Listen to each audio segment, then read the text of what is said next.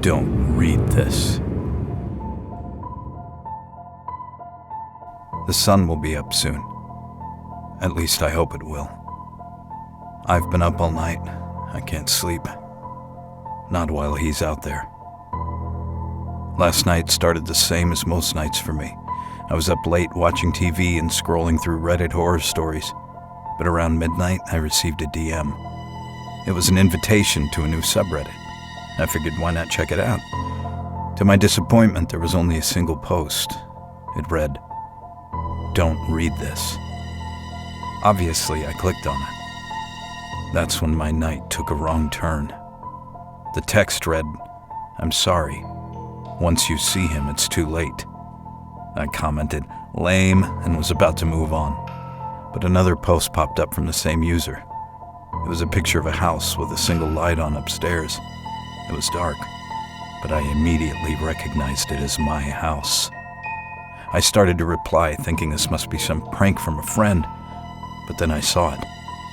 In the corner of the picture, there was a man standing outside my house. You could just make out the silhouette of his head and shoulder. I stepped away from my computer and looked out the window.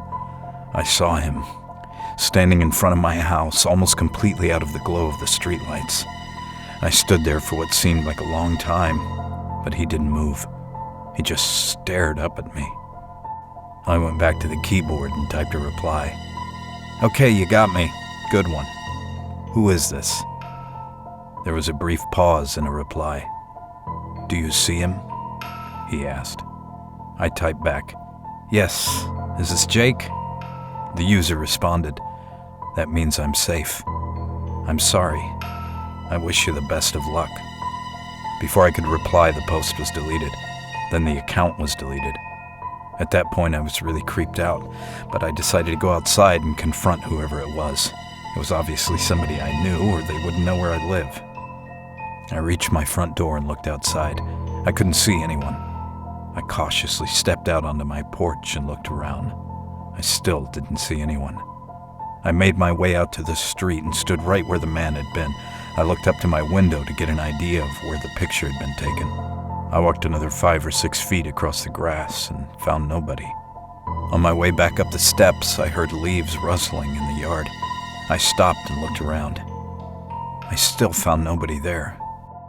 I dismissed the noise as the wind, or possibly the neighbor's cat, and went inside.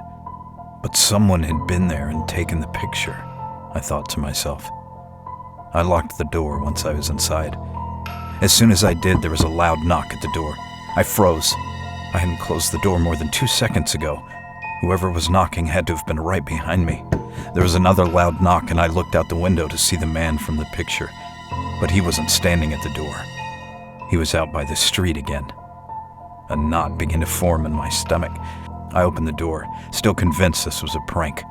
I tried to yell, "Who are you?" but the words seized in my throat.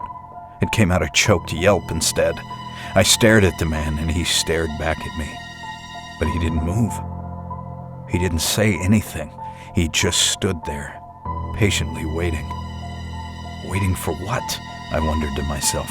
My mouth ran dry with the thought. I closed the door. I double-checked the lock. For a moment, I stood there, waiting for another knock, a window to break, a gunshot, something.